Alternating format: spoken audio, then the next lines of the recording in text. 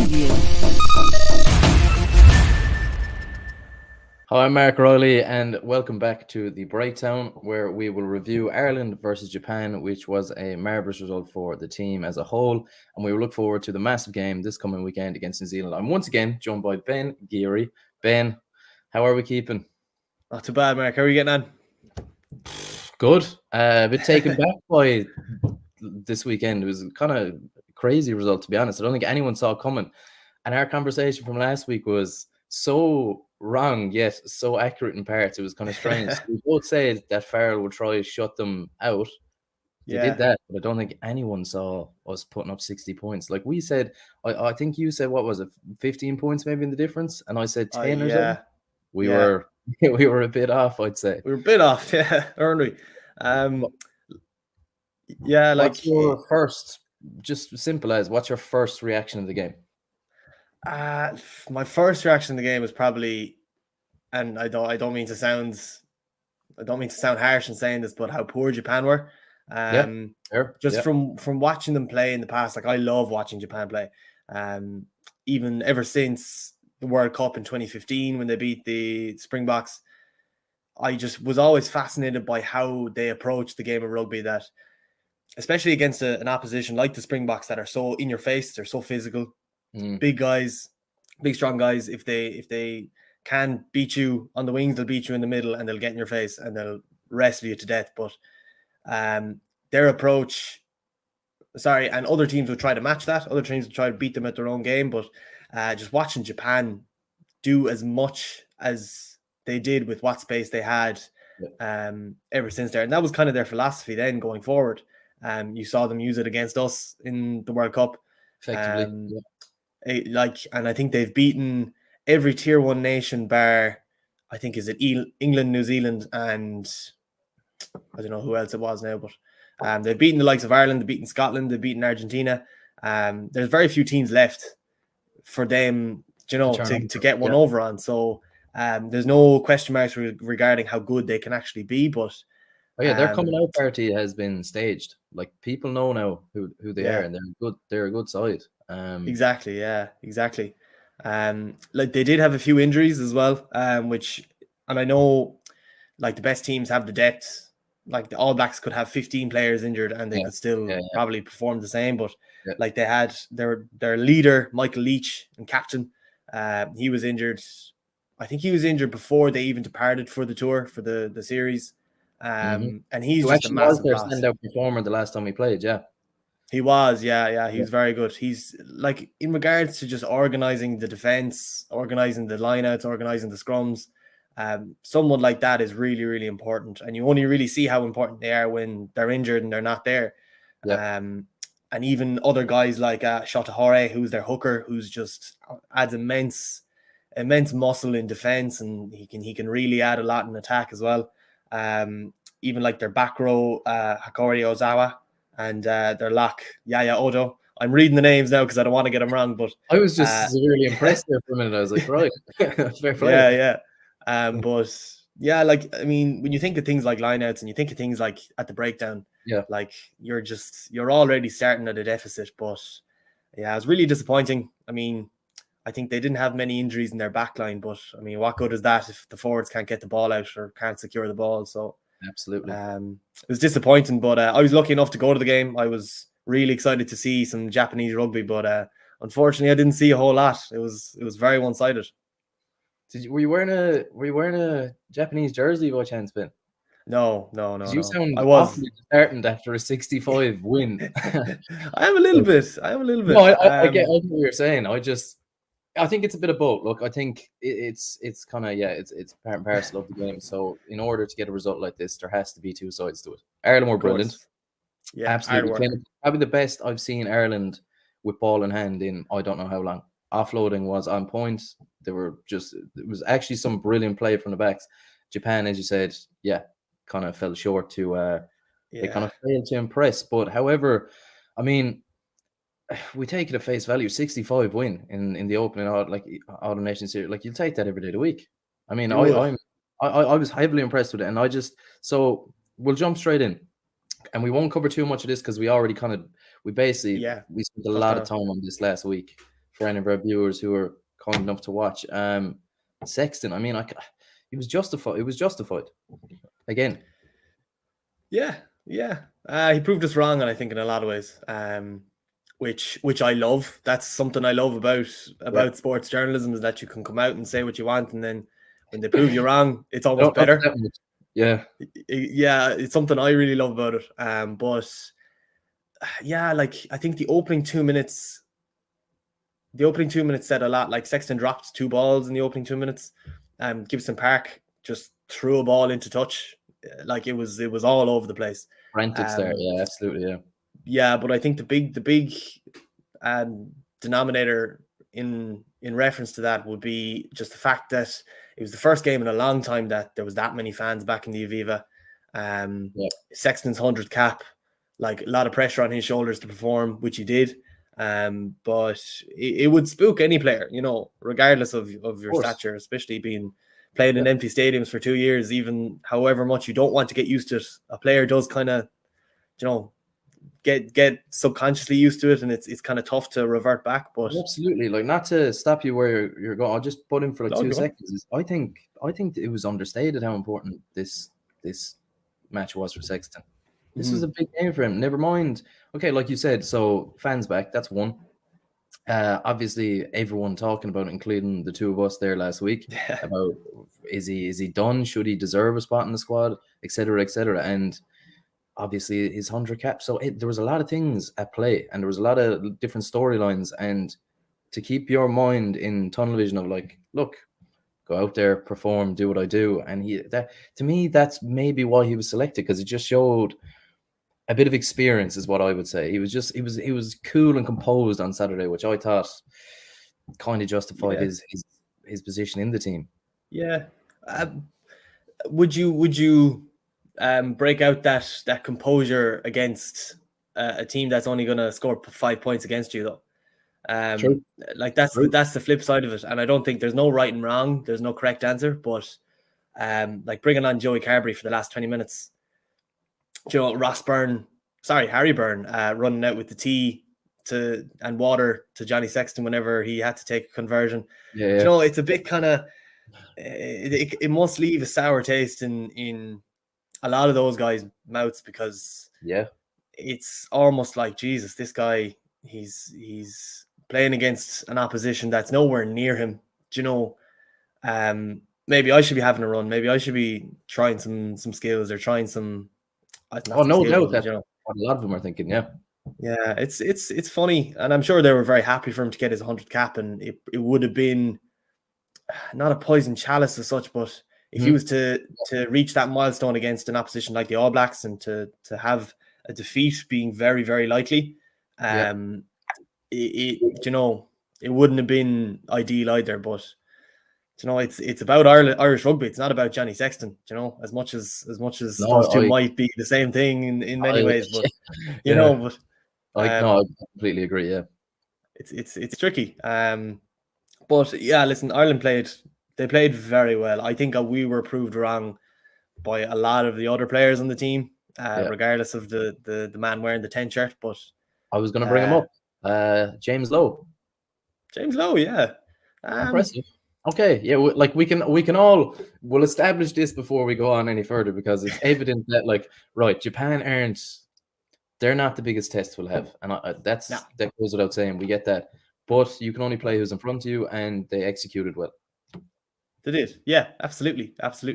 I also kind of noticed Andy Farrell kind of changed James Lowe's role.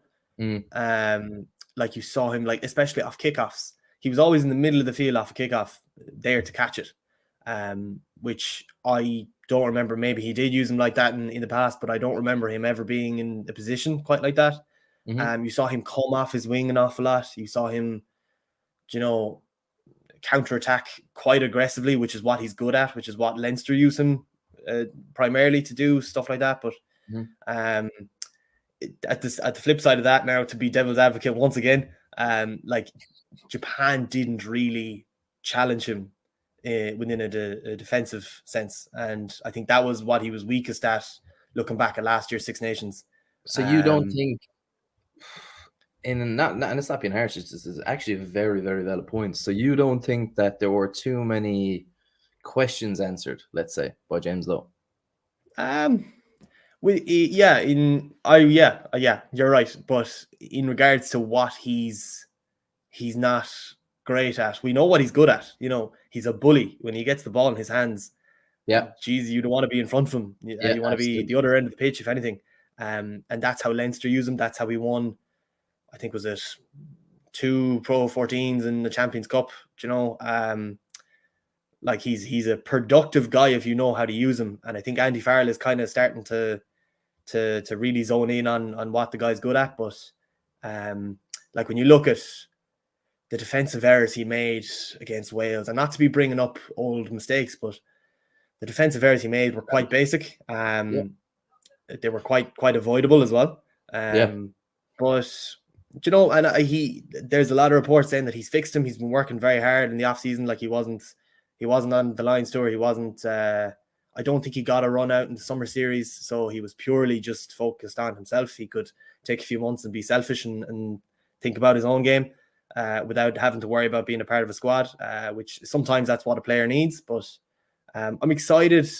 Before I was nervous, and I'll admit at last podcast I was like, oh, I don't think he should be there at all. But I'm excited to see what he can do, you know, because he's been great for Leinster. So if he can convert that to the international level, I mean, we're laughing, you know. Absolutely, yeah. Again, I don't know anyone's questioning his ability. It's more questioning, I suppose, as you stated there 2 minutes ago. It's more like it's not that he has many weaknesses, but the one weakness he would have is he can often be a defensive liability. So I understand what you're saying. Maybe Japan didn't ask questions in that department and kind of put him under pressure and pinpoint his weakness. But I just thought it was a good performance. Yeah, okay, look, New Zealand is, it's different another story. Fish. Different animal, absolutely.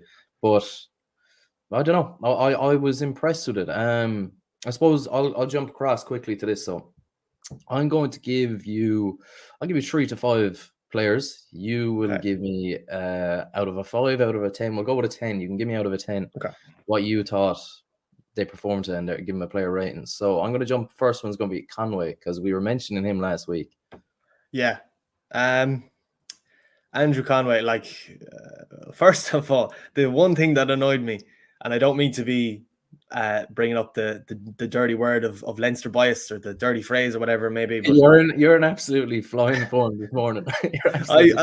It's something that I've been dying to talk about since the final whistle last Saturday, and the fact that Jack Conan got man of the match, and the Munster player who scored a hat-trick, not a word. Even looking across different articles and stuff, nobody's mentioned it. And Jack Conan played very well, don't get me wrong, but it's very seldom you see a guy score 3 tries and not get man of the match, you know. I couldn't agree more, and I completely got that one wrong on Conway as well. I remember last week I think, and I was complimenting him, but I was still wrong. So I go, I think Conway is a great player, and what you get from him is sheer consistency. And I go, you never really get a 4 or a 5.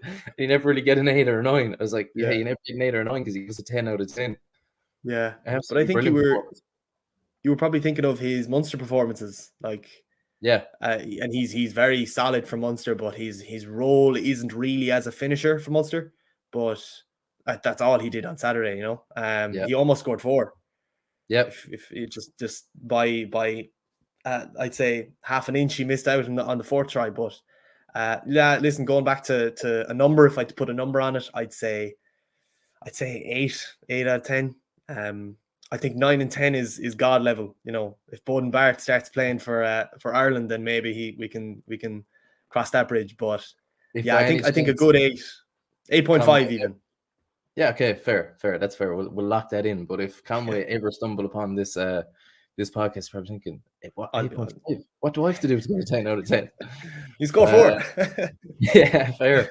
Right, the bar is set. Conway 4 against New Zealand. Yeah, Andrew Conway. Absolutely. I think, listen, he was my man of the match. I'll put it that way. Yeah.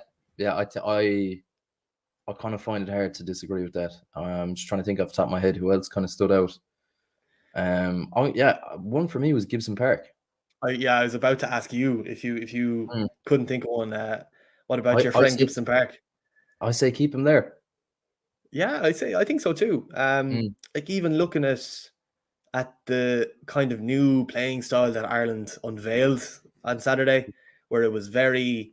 I wrote a piece on it yesterday. Actually, it's out this morning, but it's very Japanese-like attack in many ways because, as I said before earlier on this, that Japan are very good at exploiting what space they have, no matter how risky it is to execute or however big the space may be. Japan are always very efficient at exploiting whatever space is there. And I think that was kind of the mentality that Farrell wanted Ireland to have a go at. Not as much become the new Irish rugby, but have a go at it because it seems to be what a lot of teams are doing at the moment. And I think for Andrew Conway's first try, where it was maybe 3 offloads, quick breakdown, Gibson Park, it didn't even take a breath, I'd say, before he moved the ball again. A little chip through, a little a direct, straight little low drive across to Conway. And like if Conway was half an inch off, that ball was going into touch. But I think for him to execute that as well as he did shows a lot about how sharp he can really be as a 9. I agree. Yeah, he kicked the most from hand, which seems to be his kind of role as well. He kicked 6 times from hand when I don't think Johnny Sexton even kicked 3 from hand, maybe 2, which just goes to show that Andy Farrell probably pulled Gibson Park aside before the game and said, listen, if you see any bit of space, kick into it. And Gibson Park took it and run with it. But I think Gibson Park deserves a 7.5 from me if I had to give him a number. Solid, yeah. I'd probably go. I'd go 1 up. I'd actually match Conway's. I go 8.5 really? from me. Right. I'm in a good mood, Ben. I'm just being positive, you're feeling generous. I'm riding the wave, my man. I'm feeling the vibes here. Like and I don't want to overreact because it's one game against Japan, and we'll move on to this in a minute because I'll just get 1 or 2 more player ratings off you. But I think it is a new start for Irish rugby. I really do. I think we've become so almost lethargic and predictable in the past few years, and just repetitive. Absolutely. And such a transparent game plan so often. And I thought it was a breath of fresh air there on Saturday. I was like, wow. I was like, we're actually watching an Ireland that I can really get. I've always been behind Ireland, always back Ireland, but they impressed. That's all. As simple as they impressed me. But Gibson Park, right? We got a 7.5 for Gibson Park from Ben. We have an 8.5 for Conway. Who do we move on to next? Trying to think. I mean, there was. That's the thing, though. There were so many good standout performers. It's kind of hard to pick. I don't know. Do you know what? We've talked about him last week. I have to ask again. Johnny Sexton, give me a quick one if you have to. Quick player rating. I don't know if anything about Johnny Sexton is quick. That sounds mean, but that I didn't mean. That sounded a lot worse than I intended it to. But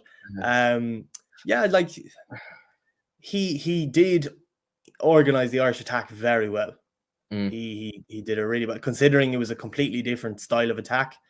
I think the teachings of Joe Schmidt are, he's learned from them, but he's not using them anymore. It's an Andy Farrell. Andy Farrell's in the driving seat, and he respects that. I would give Johnny Sexton, I'd match Gibson Park, I think a solid 7.5, which is a lot in my book, I think, for Johnny Sexton. I'll judge it by the score they're in. 7.5, I'll take that as a 10 out of 10. Yeah, exactly. He scored a try. I don't think he might have missed 1 conversion. Made a few mistakes at the start, but they were absolutely forgivable. Other than that, I can't think of anything fundamental that he missed or he didn't see or he didn't talk back to the ref, which is great for a change. Didn't believe that.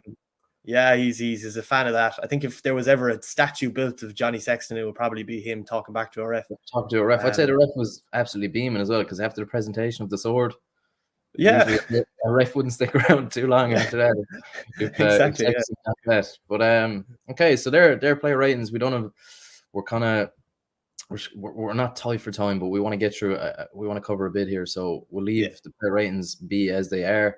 But cool. I like it. 3, yeah. So we've got 7.5s and an 8.5. Right. Simple one. How far can this team go, in your opinion, heading into long term, like Six Nations, the upcoming Six Nations, the World Cup, and a quick? What do you think the influence of Paul O'Connell has been? Oh, Paul O'Connell. I think it's massive. Where to begin? Like I was reading something on him this morning, and I was thinking back to one of the first opinion pieces I wrote, the guts of a year ago, when Paul was announced as the Irish forwards coach, and the consensus seemed to be like, is he getting this job on merit? Is he only getting this job because he played? Kind of thing. Yeah. Kind of jobs for the boys. He had one senior professional coaching gig at Stade Francais, which didn't last very long. I think it was only a matter of months. His family didn't settle. I'm not 100% sure what the situation was now, but I just believe he didn't really settle in France. So he decided to come home. But when he was announced as the Irish forwards coach, people were kind of like, what can he do? He can play, but can he coach? Because there's no evidence of him coaching anywhere else. Exactly, but it's the same as anything. Where's the experience coming from? Yeah, where's the experience? And I know he was very successful with the under-20s. But senior coaching the Irish team in the Aviva is a big step up. But like it was almost like when he came in for that Six Nations, and it wasn't a fantastic Six Nations by any stretch of the imagination, but it was almost like he tightened up the screws.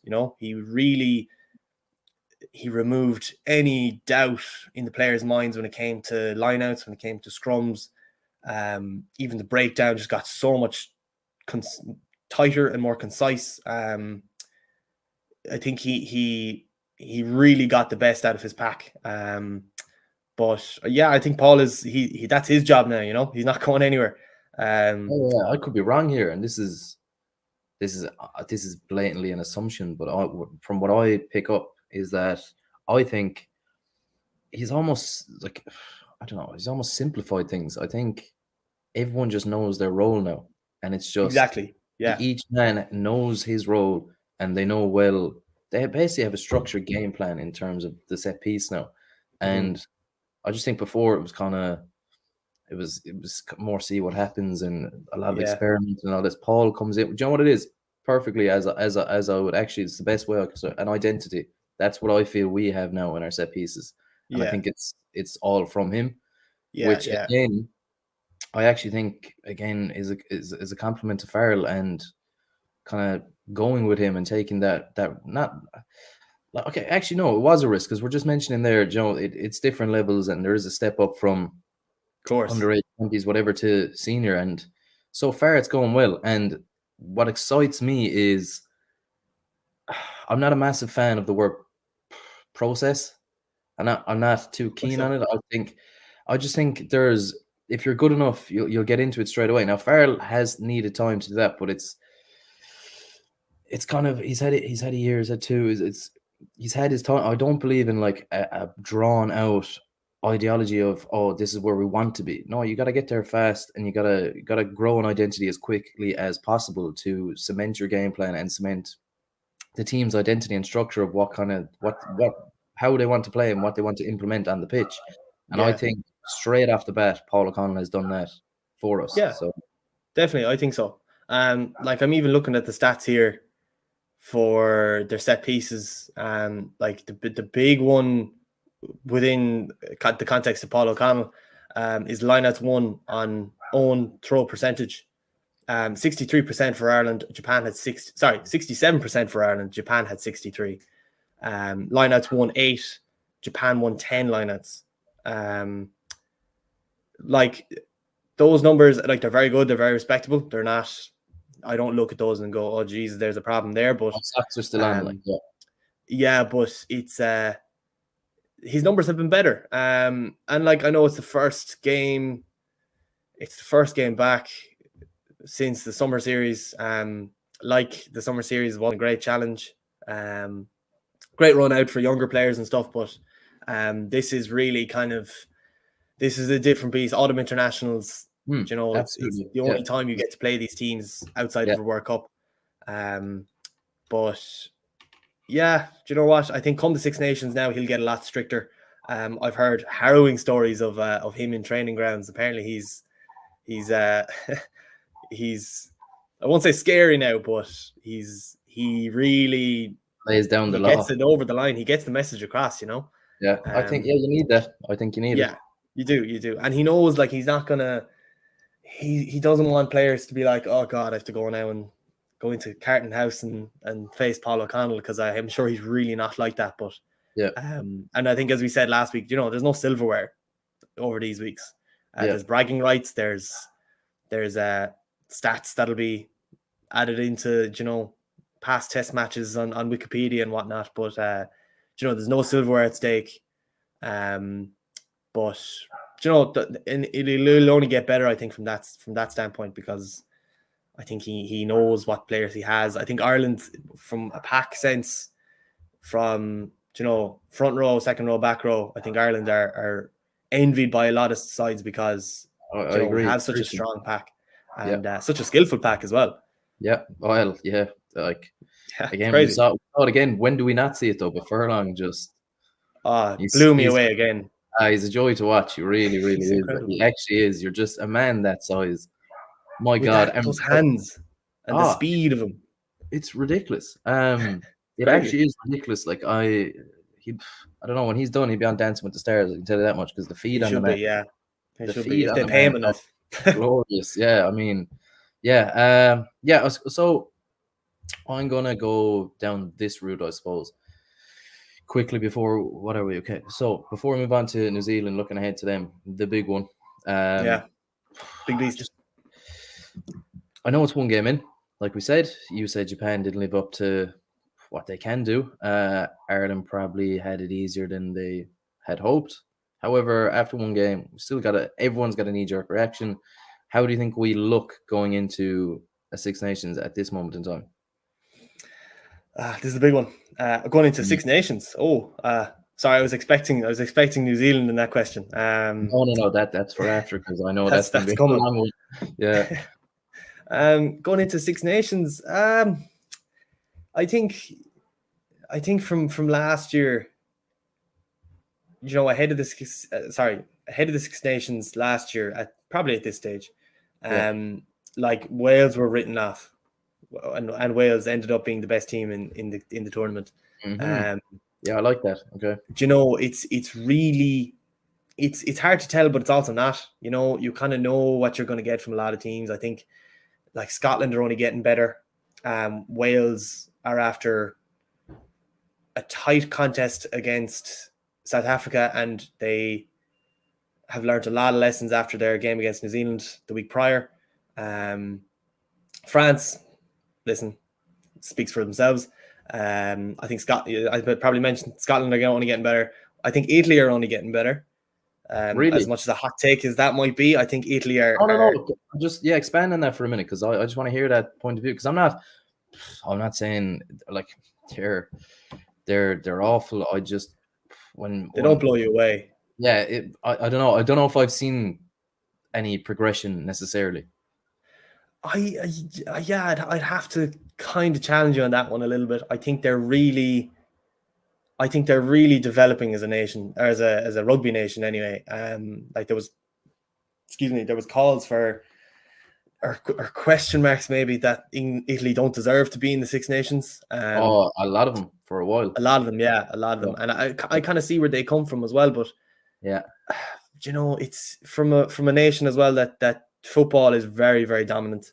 There's not a lot of kids that want to be rugby players, which is simple as, which isn't the be all and end all. I don't think that would jeopardize the future of Italian rugby as it is, but I think they're really getting smart now at assessing their options.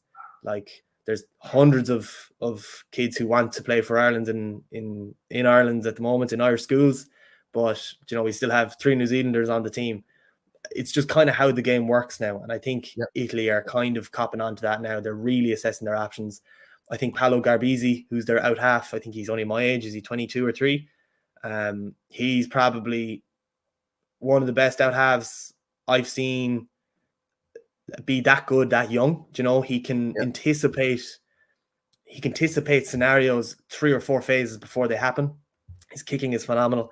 He can attack the line. He's a big guy. He's tall. He's strong. And to build a team around a guy like that makes it a lot easier, for the years coming. I'm not going to say they're going to run away with the Six Nations in anytime soon, but it's only getting harder to beat them. Everybody, you heard that here first. Ben Geary has now literally said that for the next, I'd say 5 to 10 years, that Italy are the team to beat, and that no one can come close to them. So that's exactly. Yeah, you can use that quote as well. Yeah. Listen, I get what you're saying. I know you think. So basically, yeah, okay. So a lot of teams have gone through that, like you said there. So you're assessing your options. Mm-hmm. A lot of teams have a lot of pride. They're like, no, we want our own, nucleus of players from our country, blah blah blah. And like you said, with the 3 New Zealanders in the Irish squad and etc. And it happens everywhere. But I just, this is going to sound so kind of harsh, but this is, no matter how well they've progressed, I think everyone else is moving on as well. Everyone else the standard keeps on going up. So what I effectively am saying is, to me, they remain kind of static, and like they'll just, they may improve. Will they finish bottom again? I'm going to say yeah.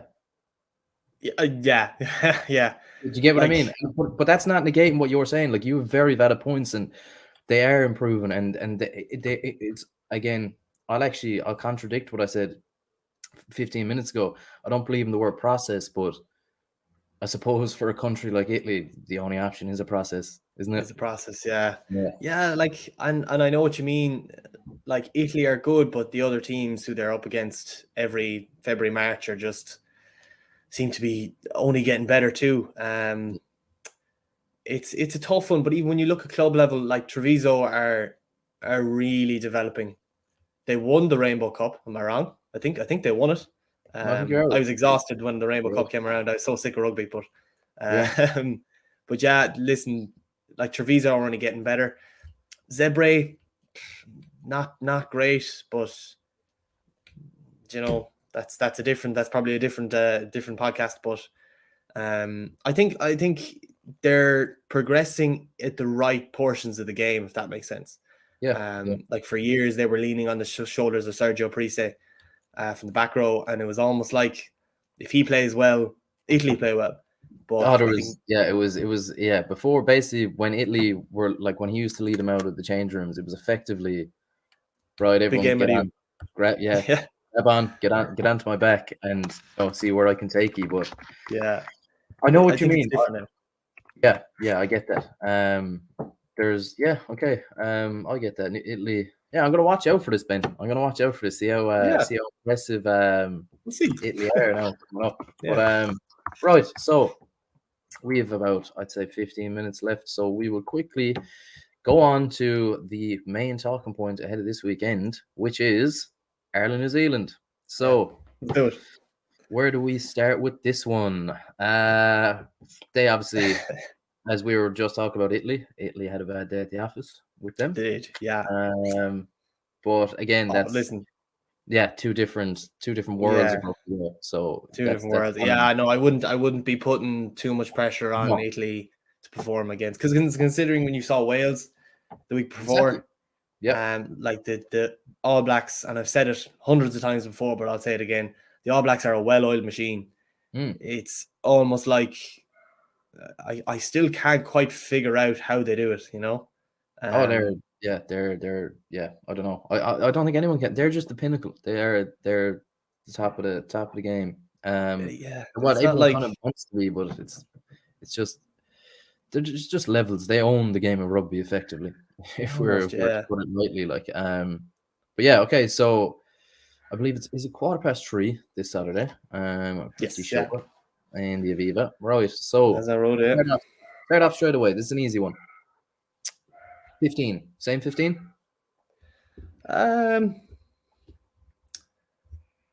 Good question. I think you'll definitely see a lot of changes in the bench. You'll have to. You will have to. Yeah. I don't think Farrell went into the Japan game with a few spots open on the team sheet for New Zealand and be like, okay, well, if someone plays well, they might squeeze into the New Zealand side, or the side to face New Zealand rather.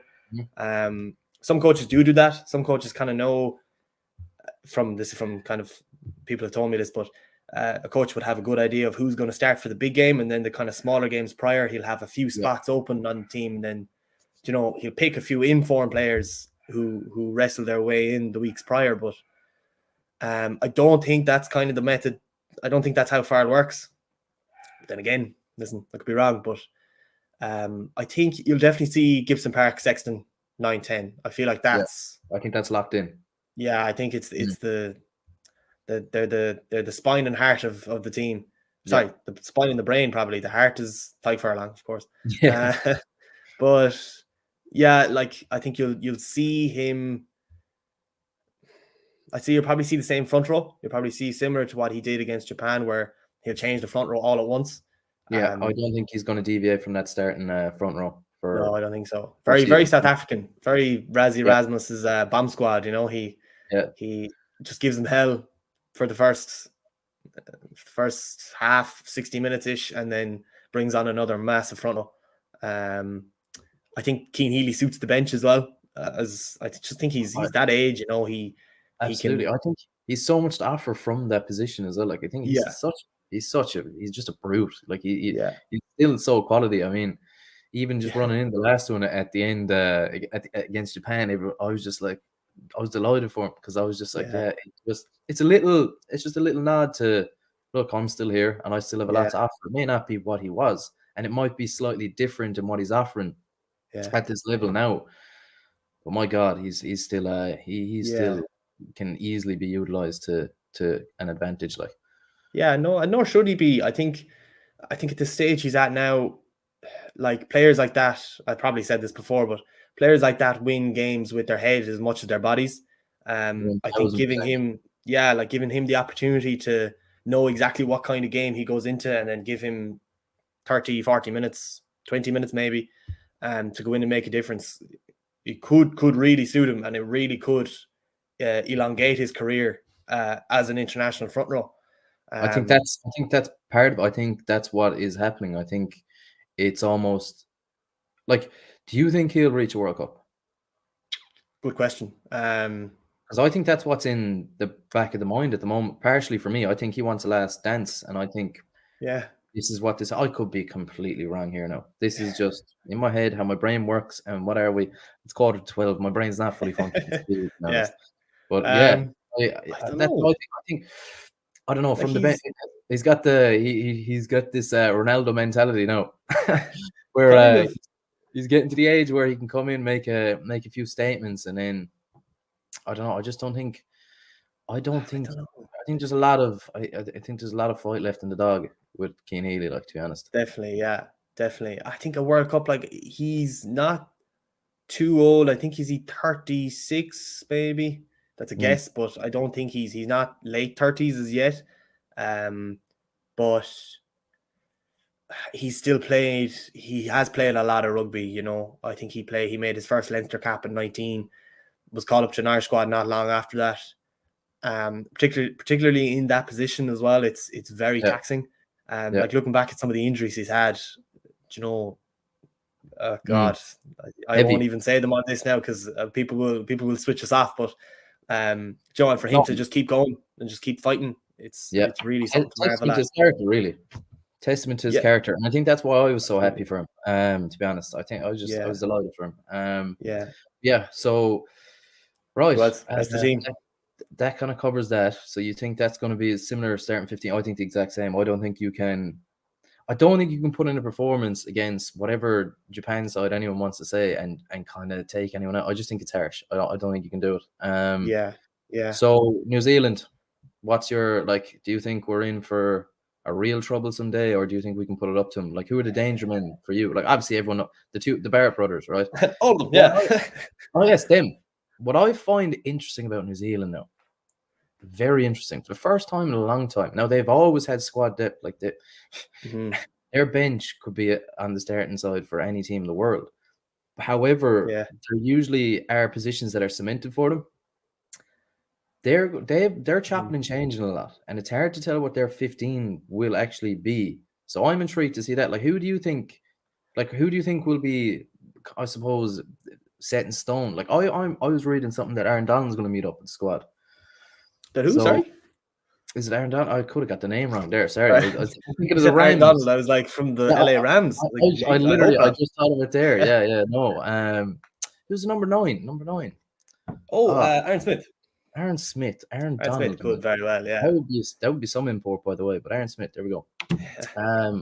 Reading that he might meet up, and I'm intrigued to see what New Zealand roll out on Saturday, because like even McKenzie, like he didn't really get much of a look in against Wales, and like the standard of player that he is, it's crazy. It leads me to believe that there will be a few kind of switch ups and some interesting calls. Like, what do you think? Well, yeah, sorry, I've ranted on there. What do you think? Right. No, God. No, I like, and it's you, like you mentioned a few good points there, is that there is a lot of moving parts. Like the All Blacks are incredible. It's not like when you think back of all sporting dynasties like Chicago Bulls, the New England Patriots, United, FC Barcelona, United. There's a beginning, middle, and end.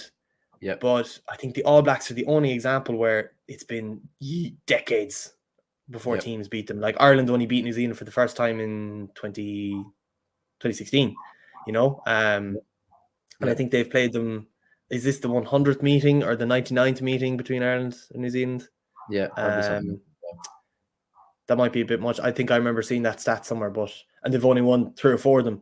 Granted, they've all come in the past few years, and there's players on this team now who will remember those wins. But yeah, New Zealand have a lot of moving parts. I believe the last time Ireland played New Zealand, Bowden Barrett was playing fullback.